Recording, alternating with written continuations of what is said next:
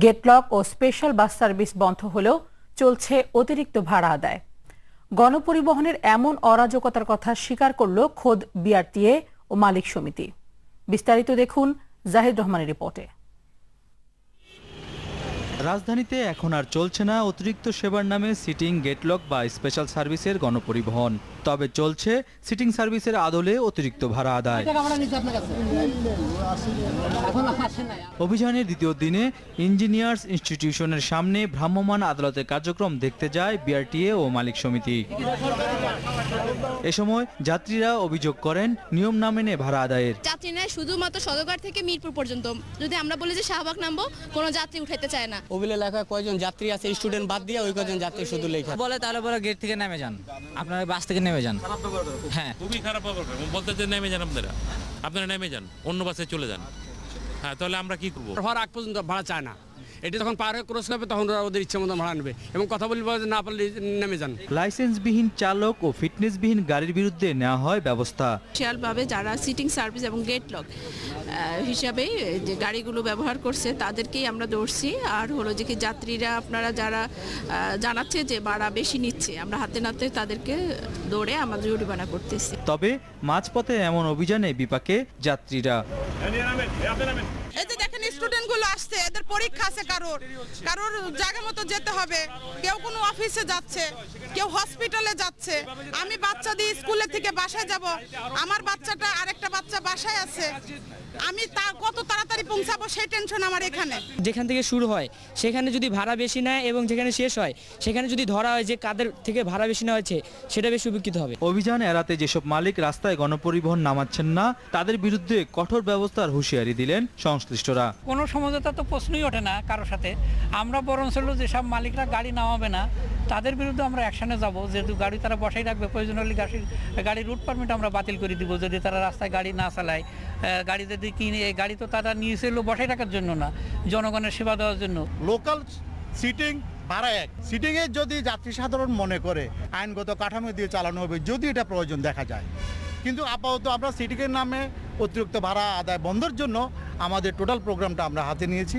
রাজধানীর গণপরিবহন ব্যবস্থা শৃঙ্খলায় ফিরিয়ে আনতে শুধু অভিযান নয়, প্রয়োজন মালিকদের সহযোগিতা, এমনটাই মনে করছেন সাধারণ মানুষ। জাহিদ রহমান, RTV, ঢাকা। ঐতিহাসিক মুজিবনগর দিবস আজ। 1971 সালের এই দিনে একটি ভূখণ্ড ও একটি পতাকা অর্জনের পথে আরও এক ধাপ এগিয়ে যায় বীর বাঙালি। যুদ্ধ পরিচালনায় গঠিত স্বাধীন বাংলাদেশ সরকার শপথ নেয় এই দিনে। বিস্তারিত দেখুন রুহুল আমিন তুহিনের রিপোর্টে। যখন দিয়েছি, রক্ত আরো দেব, এদেশের মানুষকে মুক্ত করে ছাড়বো ইনশাআল্লাহ। এবারে সংগ্রাম আমাদের মুক্তির সংগ্রাম, এবারে সংগ্রাম স্বাধীনতার সংগ্রাম। ঘোষণাটি এসেছিল মার্চের 7 তারিখেই, যার যা কিছু ছিল তাই নিয়েই প্রস্তুত বাঙালি। 25 মার্চের কাল রাতে আক্রান্ত হওয়ার পরই গর্জে ওঠে মুক্তিকামী বাঙালি। গ্রেপ্তার করা হয়েছিল বাঙালির মুক্তিদাতা বঙ্গবন্ধু শেখ মুজিবুর রহমানকে। এমনটা আজ করতে পেরে আগে থেকেই যুদ্ধ ও দেশ পরিচালনার নির্দেশনা দিয়ে রেখেছিলেন তিনি। আগে থেকেই অনেকগুলো ব্যবস্থা করে গেছিলেন এবং নির্দেশাবলী দিয়ে গেছিলেন। উনি বিশেষ করে বলে গেছিলেন যে কী কী করতে হবে এবং কোথায় কোথায় যেতে হবে। অতি দ্রুত পাকিস্তান বাহিনী যখন আক্রমণ শুরু করলো, আমাদের নেতৃবৃন্দকে উনিই বললেন তোমরা কোথা দিয়ে যাবে। তোমরা চলে গেলেন। চলে গিয়ে সঙ্গে সঙ্গে ওই ভারতীয় সরকারের সঙ্গে যোগাযোগ হলো যে বঙ্গবন্ধু স্বাধীনতা আগে ঘোষণা করেন নাই, আক্রান্ত হওয়ার পরে করেছেন। এই জিনিসটি অনেকে বোঝেন না। আক্রান্ত হয়ে আমাদের প্রোক্লেমেশনও সেইটি এলো এবং সেই জন্য আমরা এই স্বাধীনতা ঘোষণা করলাম। এই স্বাধীন সদ্য স্বাধীন যে দেশ, এই দেশের রাষ্ট্রপতি প্রথম রাষ্ট্রপতি হবেন বঙ্গবন্ধু শেখ মুজিবুর রহমান। নির্দেশনা অনুযায়ী যুদ্ধ পরিচালনার কাজ করতে থাকেন বঙ্গবন্ধুর সহচরেরা। মুক্তির এ সংগ্রামের আন্তর্জাতিক সমর্থন পেতে 10 এপ্রিল গঠন করা হয় স্বাধীন বাংলাদেশের প্রথম সরকার। পূর্ব ঘোষণা অনুযায়ী 17 এপ্রিল মেহেরপুরের বৈদ্যনাথতলায় আম্রকাননে শপথ নেয় বঙ্গবন্ধুকে রাষ্ট্রপতি করে গঠন করা এ সরকার। জাতির পিতার অনুপস্থিতিতে সৈয়দ নজরুল ইসলামকে করা হয় অস্থায়ী রাষ্ট্রপতি। নবগঠিত সরকারের শপথ অনুষ্ঠানে পালিত হয় সব রকম রাষ্ট্রাচার। সংসদ সদস্য, সাংবাদিক, প্রশাসনের কর্মকর্তা সহ সর্বস্তরের মানুষের উপস্থিতিতে বাংলাদেশের মাটিতেই অনুষ্ঠিত হয় এ শপথ অনুষ্ঠান। মুজিবনগরে সেই শপথটা অনুষ্ঠিত হয় 17 এপ্রিল, কিন্তু আনুষ্ঠানিকভাবে সরকার ঘোষণা করা হয়েছিল 10 এপ্রিল। এই শপথ গ্রহণ অনুষ্ঠানের মধ্য দিয়ে এটা প্রমাণিত হয়েছিল যে আমরা দেশের ভিতরেই আমাদের সরকার এবং এটা বাংলাদেশের সরকার, এইটাই একটা গুরুত্ব বহন করে। শাহজাদের মতো লোক দিয়ে তো জাতিসংঘে তার দিয়ে ভাষণ দেওয়া হয়েছে যেটা বিচ্ছিন্নতাবাদী এবং বাঙালি বিহারের রাইট। তো এই যে প্রোপাগান্ডাগুলো এটাকে তো কাউন্টার অ্যাক্ট করে আমাদের আগে হতেছে। একদিকে আমাদের সরকারের পক্ষ থেকে যেমন কূটনৈতিক মিশন চালানো হয়েছে বিভিন্ন দেশে, ঠিক তেমনি ভারত সরকারও, এমনকি শ্রীমতী ইন্দিরা গান্ধী 2বার আন্তর্জাতিকভাবে সফর করেছিলেন। প্রচারণা তো বটেই, মানে আমরা যে একটা স্বাধীন দেশ ঘোষণা হলো, সেই স্বাধীন দেশের তো একটা কাঠামো লাগবে, তো সেই কাঠামোটাই তো একটা সরকার। গণপ্রজাতন্ত্রী বাংলাদেশ সরকারের শপথ গ্রহণের এ খবর দেশি বিদেশি গণমাধ্যম গুরুত্বের সাথে প্রকাশ করে। সরকারের আনুষ্ঠানিক আত্মপ্রকাশে বিশ্বের দরবারে বাংলাদেশ নামে রাষ্ট্রটি পরিচিতি পায় আপন মহিমায়। বঙ্গবন্ধু শেখ মুজিবুর রহমানের বাংলাদেশ সরকারের। রুহুল আমিন তুহিন, RTV, ঢাকা। এদিকে মুজিবনগর দিবস উপলক্ষে বঙ্গবন্ধুর প্রতিকৃতিতে শ্রদ্ধা জানান প্রধানমন্ত্রী শেখ হাসিনা ও আওয়ামী লীগের নেতাকর্মীরা। আর মেহেরপুরের ঐতিহাসিক মুজিবনগরের দিবসটি উপলক্ষে সমাবেশে অংশ নেন ওবায়দুল কাদের। সেখানে তিনি ভারত সফর নিয়ে বিএনপি প্রপাগান্ডা চালাচ্ছে বলে অভিযোগ করেন। সহকর্মীদের সহায়তায় আরো জানাচ্ছেন জাফর সোহেল।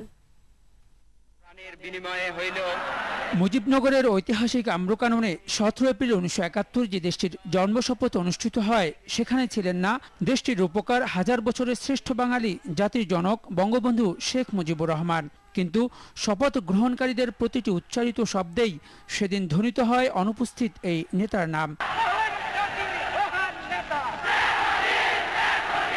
বাঙালির মুক্তির ইতিহাসে তাৎপর্যপূর্ণ এই দিবসটিতে দিনের প্রথম আলোয় তাই শ্রদ্ধার্ঘ্য পড়ে মহান নেতার প্রতিকৃতিতে। শ্রদ্ধা জানান জাতির জনকের কন্যা প্রধানমন্ত্রী শেখ হাসিনা।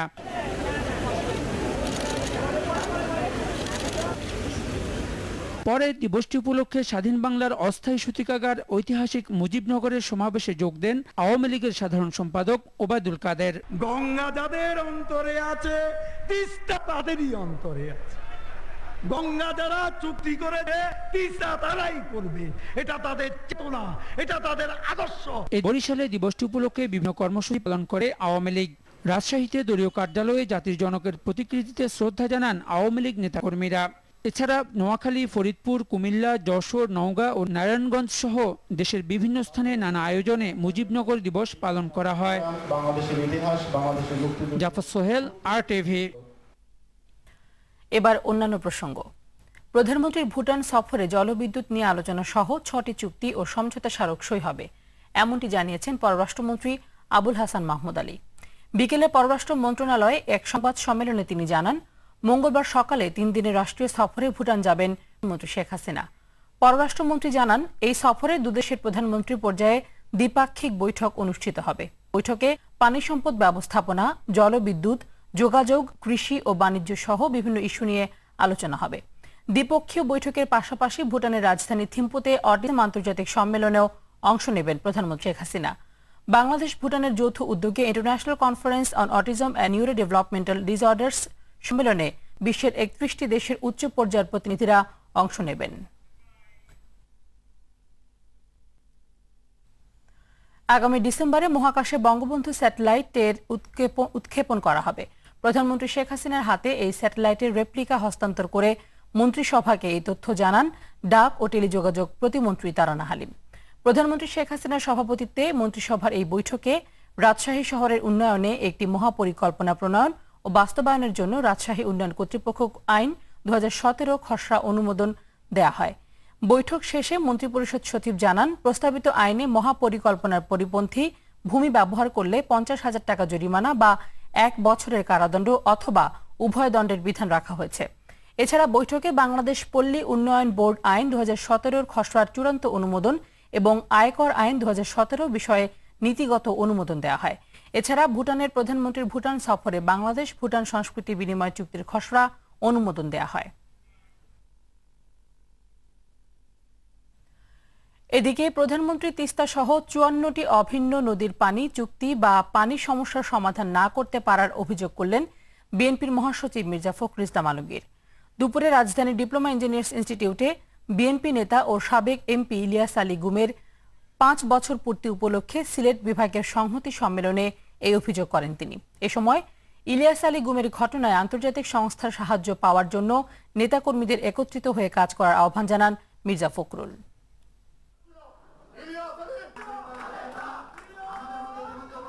যখন ভারত সরকার বলে যে এবার আমরা তিস্তা দিতে পারবো না, তখন তিনি বলতে পারতেন তাহলে আমিও অন্যান্য চুক্তিগুলোতে সই করতে পারবো না। সে কথা তিনি বলেননি, কারণ তার সেই শক্তি নেই। তিস্তার পানি নয় বন্ধুগণ, 54টা অভিন্ন নদীর পানির কোনো চুক্তি হয় নাই। এক ইলিয়াস আলী নয়, আমাদের হিসাব মতে 500-র উপরে আমাদের ইলিয়াস আলীরা গুম হয়ে গেছে। সরকার এখনো অস্বীকার করে যে আমরা এগুলো জানি না, কিন্তু এ কথা প্রমাণিত হয়ে গেছে যে আইন শৃঙ্খলা রক্ষাকারী বাহিনী তাদেরকে তুলে নিয়ে গেছে এবং তারপর থেকে তাদের আর কোনো খবর নেই। প্রতিবেশী দেশ থেকে গরু আসা বন্ধ হয় গো সম্পদে স্বনির্ভর হবার স্বপ্ন দেখছেন দেশের প্রান্তিক কৃষক ও খামারিরা। সংশ্লিষ্টরা বলছেন, গরু পালনে উন্নত প্রশিক্ষণের পাশাপাশি ঋণ সুবিধা বাড়ানো গেলে কয়েক বছরের মধ্যেই কম দামে মাংস বিক্রি সম্ভব। তবে এজন্য সরকারের প্রাণী সম্পদ অধিদপ্তরকে আরও সক্রিয় ভূমিকা রাখতে হবে। সুযোগ সৃষ্টি হতে পারে মাংস রপ্তানিরও। গরুর মাংসের অস্থির বাজার নিয়ে ধারাবাহিক রিপোর্ট করেছেন জুলহাস কবির। আজ থাকছে সংকট থেকে উত্তরণের উপায়ের কথা। ছবি তুলেছেন নাজমুল হোসেন সাইমন।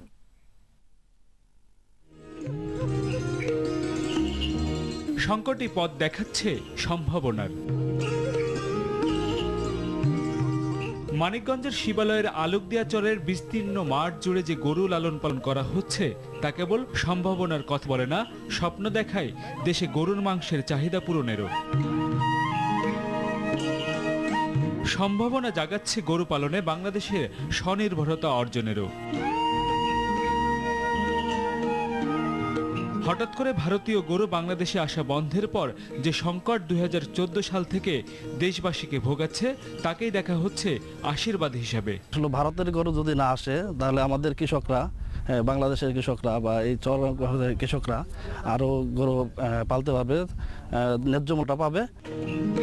প্রান্তিক কৃষকদের ঘরে পালন করা এসব গরু চাহিদা পূরণে রাখতে পারে বড় ভূমিকা। তবে গবাদি পশুপালনে পর্যাপ্ত প্রশিক্ষণ ও নিরাপত্তা জোরদার করা গেলে আরও বেশি গরু পালন সম্ভব। আমাদের এই বর্ষার সময় যে সমস্ত ডাকাতের ভয়ে আমাদের গরু আমরা রাখতে পারি না। যেন আপনার খাদ্যর দাম যত কমবো তত আমরা গরু পুষে আরাম পাবো। 10টা 12টা 20টা পর্যন্ত পালবে পারবো। বর্ষায় খের গাছের অভাব হয় আর সালের দাম অনেক বেশি থাকে। পরিসংখ্যান ব্যুরোর তথ্য বলছে, সরাসরি গবাদি পশুপালনের সঙ্গে জড়িত বাংলাদেশের 28 লাখ পরিবার। বর্তমানে দেশের গরুর সংখ্যা 2,36,00,000 লাখ, মহিষ প্রায় 15 লাখ। বিগত 2টা কোরবানিতে যে আমাদের খামারিরা যে দাম পেল, গরু পালা অনেকের আত্মকর্মসংস্থান একটা বিষয় হয়ে দাঁড়িয়েছে এবং একটা ইন্ডাস্ট্রির আকার ধারণ করেছে। পলিসি মেকারদেরও বলি যে আমাদের এই ইন্ডাস্ট্রিকে উন্নয়ন করার জন্য আমাদের ইন্ডাস্ট্রি যেভাবে এই গরু লালন পালনটা জনপ্রিয়তা পেয়েছে সেইটা যাতে বজায় থাকে। গরুর উৎপাদন বাড়াতে প্রাণী সম্পদ অধিদপ্তরের একাধিক প্রকল্প থাকলেও এ চরে এখন পর্যন্ত কোনো প্রকল্পই চালু হয়নি। আবার এ চরে হাজার হাজার গরু থাকলেও দেখা মেলে না প্রাণী সম্পদ অধিদপ্তরের কোনো কর্মকর্তার। প্রাণী সম্পদের থেকে দেখা যাচ্ছে কোনো ধরনের সুযোগ সুবিধা তারা পাচ্ছে না। আমাদের জন্য যে তারা বড় আকার ধারণ করবে, দেশের চাহিদাটা তারা পূরণ করবে সেই পরিমাণে হচ্ছে না। মাংসের চাহিদা পূরণে প্রতিবেশী দেশের গরুর উপর নির্ভরশীলতা কমাতে দরকার বড় বড় খামার গড়ে তোলার। রাজধানী সহ সারা বাংলাদেশে যখন গরুর মাংসের দাম দিন দিন বৃদ্ধি পাচ্ছে, তখনও এই বাজারটিকে স্থিতিশীল পর্যায়ে রাখার তেমন কোনো উদ্যোগ নেই সরকারের। আর এই মার্কেটটিকে যদি স্থিতিশীল পর্যায়ে রাখতে হয় তাহলে স্বয়ংসম্পূর্ণতা অর্জন করতে হবে মাংস উৎপাদনে বাংলাদেশকে। তাই ভারত কিংবা অন্য দেশের ওপর নির্ভরশীল না হয়ে আমাদের দেশে আরও বেশি প্রকল্প হাতে নিতে হবে এবং এ সকল প্রান্তিক কৃষকদেরকে দিতে হবে অর্থ ঋণের সহায়তা। কেবল মানিকগঞ্জের আলোকদিয়া চর নয়, দেশের বেশিরভাগ অঞ্চলের সাধারণ কৃষক ও খামারির পর্যাপ্ত সুযোগ এবং ভারত থেকে গরু আসা বন্ধের নিশ্চয়তা পেলে আরও বেশি গরু পালনে মনোযোগী হবেন খামারিরা।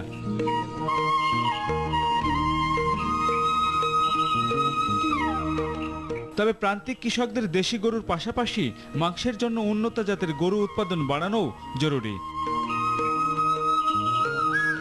জুলহাস কবির, RTV, আলোকদিয়া চর, মানিকগঞ্জ। দিনাজপুরের বড়পুকুরিয়া কয়লা খনি সংলগ্ন 7টি গ্রামের ঘরবাড়িতে দেখা দিয়েছে ব্যাপক ফাটল।